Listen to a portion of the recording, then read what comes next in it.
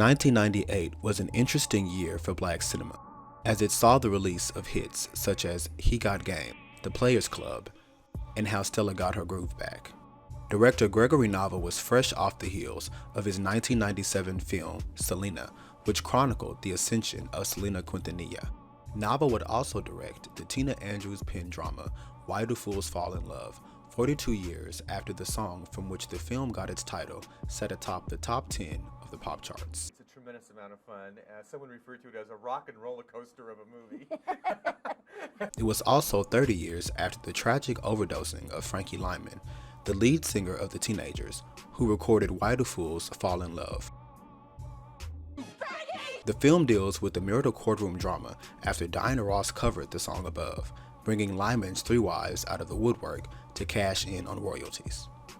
Larenz Tate played Lymon and gave life to the characterization, but it has a nasty relationship with the legacy of the short-lived crooner.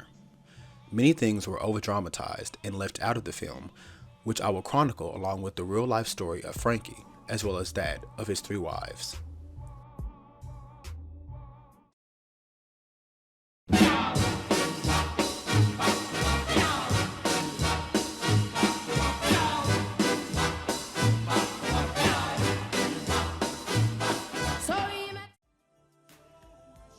The film begins in 1986 with Halle Berry as Zola Taylor, Vivica A. Fox as Elizabeth Waters, and Lela Rochon as Amara Eagle, all describe their affinity for Frankie on a fictional show. It then cuts to a women's correctional facility where Diana Ross's Why Do Fools Fall in Love plays on a radio. From there, we see Elizabeth rush to a phone to call for an attorney.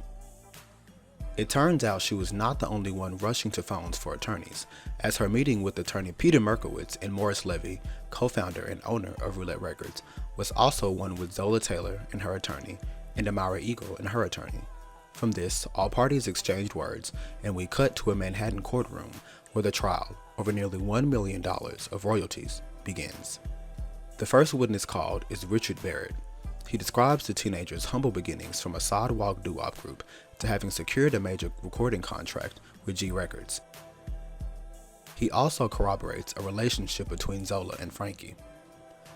The next witness called is Richard Wayne Penniman, or Little Richard, who corroborated Zola and Frankie's relationship while also contextualizing Frankie's early success. This is where the film begins to paint its portrait of Frankie Lymon. He is young, handsome, charismatic, and impressionable. We learn his father was an alcoholic, and he started off singing gospel music. His burgeoning popularity caused friction in the teenagers, specifically with former lead singer Herman Santiago. When G began crediting Frankie Lymon more so than the teenagers, the friction spread and an altercation ensued, the aftermath of which brought Zola and Frankie together. Elizabeth then takes the stand, and we fast forward a few years and into the world of Elizabeth Waters, who Frankie saves from jail after she slips some perfume in her coat. She's invited to his show and realizes that Frankie was Frankie Lymon of the Teenagers. It's about 1960 and he's now signed to Roulette Records. They have an encounter where it is revealed he has a drug problem. Eventually they move in together and his drug problem worsens, and an altercation ensues with the dealer. They had to relocate to Philadelphia. Eventually they get married. It is revealed she was still legally married to her first husband. Further complications with finances would lead Elizabeth to prostitution. Upon Frankie checking himself out of an outpatient facility, she and Frankie get into it, and Frankie accidentally drops her dog out of the window. He relocates to LA, where he allegedly began messing with Zola. He invites Elizabeth to her home, and this happened. Zola takes the stand and provides context for the aforementioned events. In 1962, while Frankie was still involved with Elizabeth Waters, Zola, who allowed Frankie to use her New York apartment, decided to relocate to California to be with her new husband. My mink stole Frankie. Where is it? You asking the wrong person. I don't wear mink. I did it. The mink that goes missing is the one that he gave Elizabeth, and of course the one she had to give to the dealer. She rids herself of him, and 3 years later he reappears in her life. His career had deepened, and he wanted her to help with the comeback. It is discovered that she divorced the husband she married while on tour in 1962, but there are no records of it. He makes an appearance on Hullabaloo, and he and Zola have an encounter.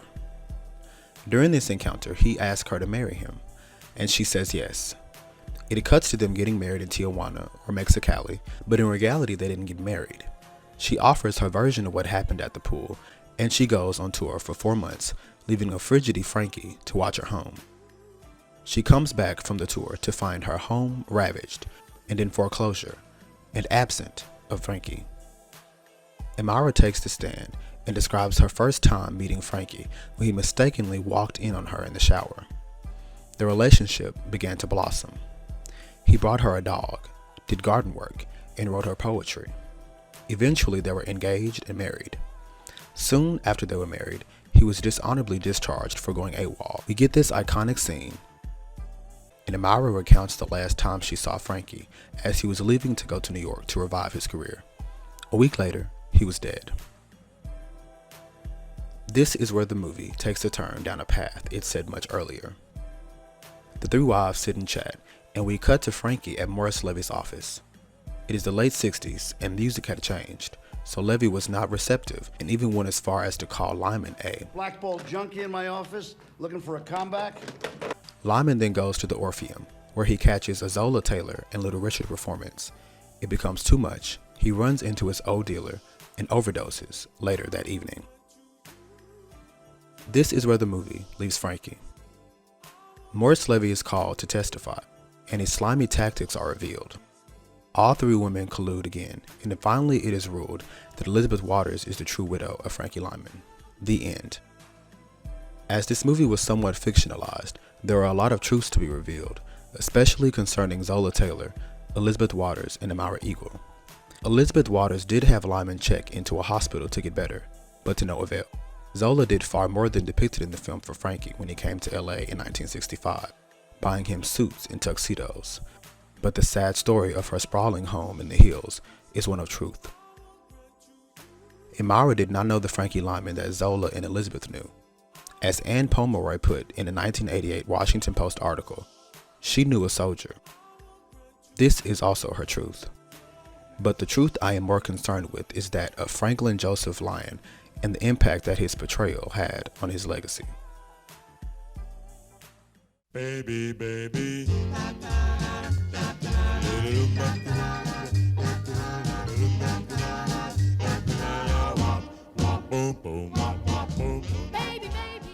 Frankie Lymon was born September 30th, 1942, to working-class parents, Jeanette and Howard Lymon. He had 3 brothers, and they sang in a gospel group. Upon befriending Herman Santiago and the formation of some intermediary doo-wop groups, the teenagers came to fruition. After impressing Valentine member Richard Barrett, they got an audition with record producer George Goldner. Fate happened the day of the audition, and Lymon, who wasn't the lead singer, ended up singing lead. They were signed to G Records, and in late 1955 or early 1956, Why Do Fools Fall in Love, the song which they auditioned with, was released. It was a top 10 pop and R&B hit. It was followed by singles such as I'm Not a Juvenile Delinquent. They weren't together long. They toured Europe in 1957 and had a very successful run in London. With the release of Out in the Cold Again and its B-side Miracle in the Rain, frictions began to rise. When Why Do Fools Fall in Love was released, the group was credited as the Teenagers featuring Frankie Lymon. Only a few cuts were released until they began crediting them as Frankie Lymon and the Teenagers. As it was said, Frankie wanted out of the group. So we made a big fuss about that. But Frankie liked the idea, and when we got back to America, he said he was going to lead the group. He was saying it in words over there, you know. But I don't know if he was the one that was behind it, you know. He was only 12, 13, you know. So, what the movie depicts is based in truth but wrong. There are no mentions of a physical fight, as it was dramatized for the movie. He went solo, moved from G Records to Roulette, and caused an uproar on the big beat when he danced with a white girl.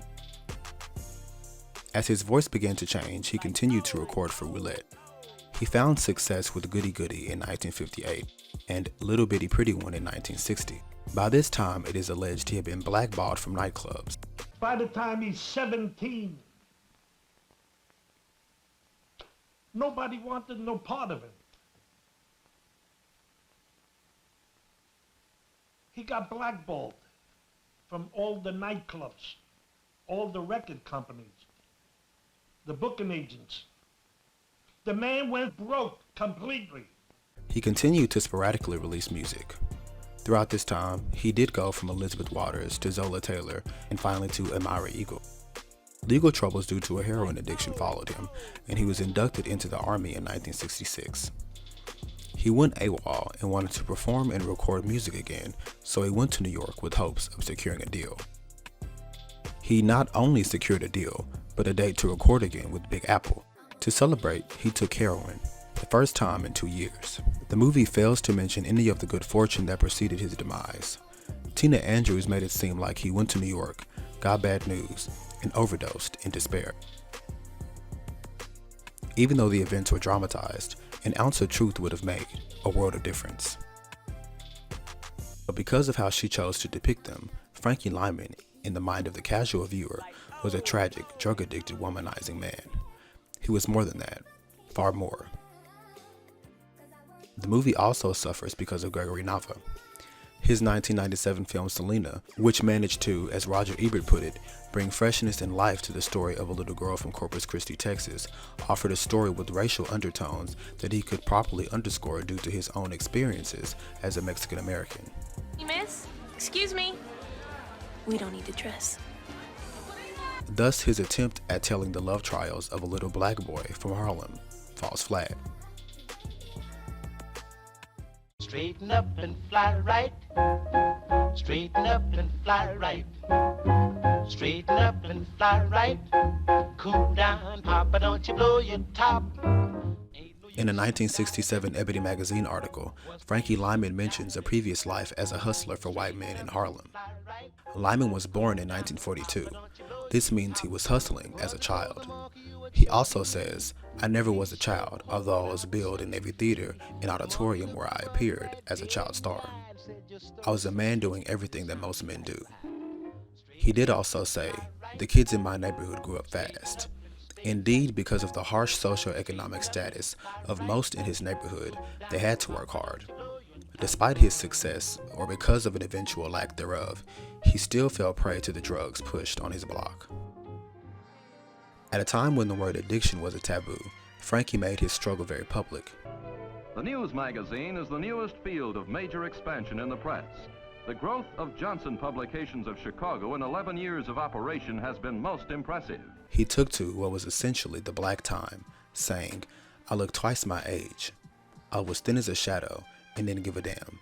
My only concern was in getting relief." He underscored the fact that addiction is a disease.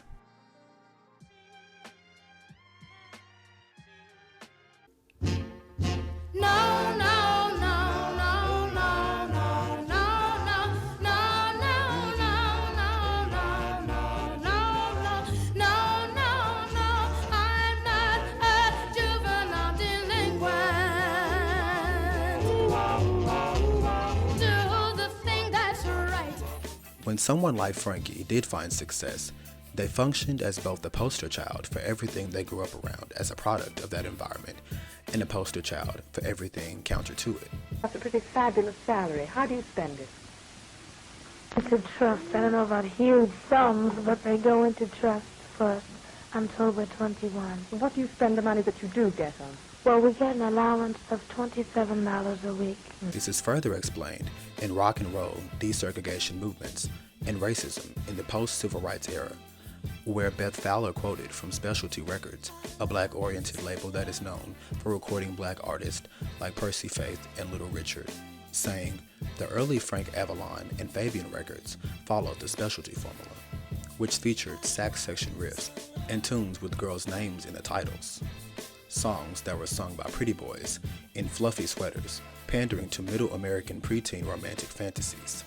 She goes on to say, black stars like Frankie Lymon, Sam Cooke, and Chubby Checker became successful using the exact formulas, marketing them as wholesome teen idols. Frankie Lymon was singing about universal experiences, but yet and still his experiences differed greatly from most his white audience. He grew up surrounded by pimps, promiscuity, and drugs, and it never left him. And yet he had to rectify it with a wholesome counter public image. I'm not a juvenile delinquent. A rectification exemplified with the recording of I'm Not a Juvenile Delinquent. Fowler also discussed this as she noted 5 mixed-race group of boys from the hood were tasked with being paragons of teen virtue, specifically in an appearance on Alan Freed's Big Beat Show. Fowler also wrote that black kids were charged with relaying this message to white teenagers shows that they could also be considered role models, a direct rebuke to the assumptions of black criminality. This further adds to his complexity. No doubt did he feel the pressure to, despite having grown up in juvenile delinquency, not be a juvenile delinquent during his adolescence, one which he spent miles away from home, away from the family unit that most likely tried to prevent him from delinquency, such as drug use, in the first place.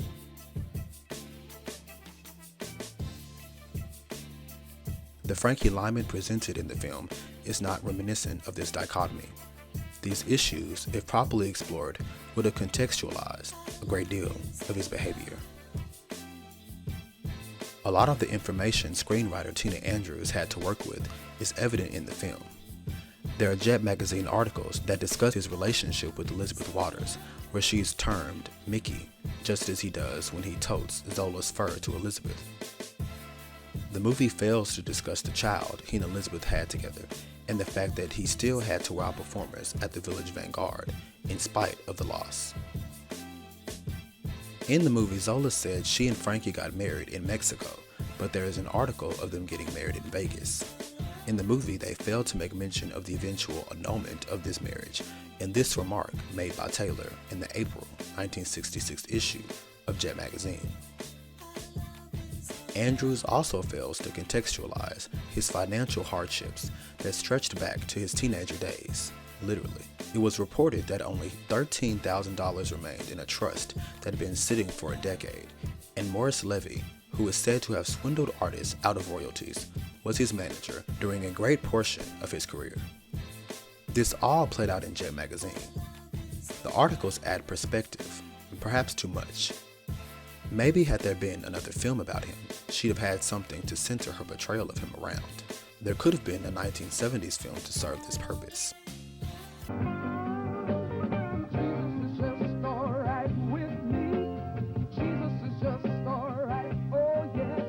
In late 1972, there were talks of popular Philly soul crooner Ronnie Dyson portraying Frankie Lymon in a film, one that ironically only had Frankie as merely a focal point of the story, as the script dealt more with the era than Frankie Lymon.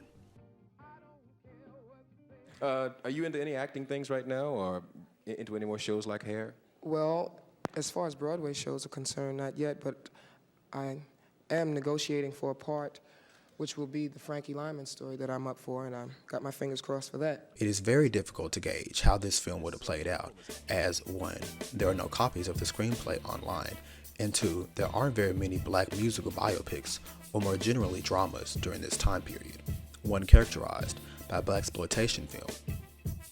The few that we do have, Lady Sings the Blues and Sparkle, do little to shed new light on their respective eras. Still, perhaps things could have been different with the 70s Frankie Lymon film, as it would have served as a reference for Andrews' depiction of him in her screenplay. But that never happened.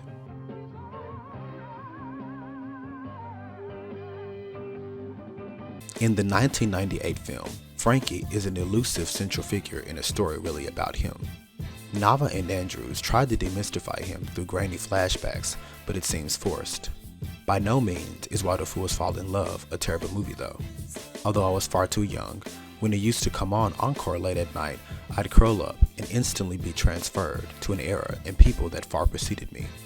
I appreciate it for what it is and love the fact that it was written by a black woman and stars 3 black women. But Elizabeth, Zola, and Amara, and most of all, Frankie, deserve better. One of the first true black child stars, he was a pioneer. That is how I choose to remember Frankie Lymon. I first started when rock and roll was at its peak, and many people were, trying to make the grade. So I figured, well, if I had tried, I just might make it. And when I got with the group, we tried. You made it. We made it.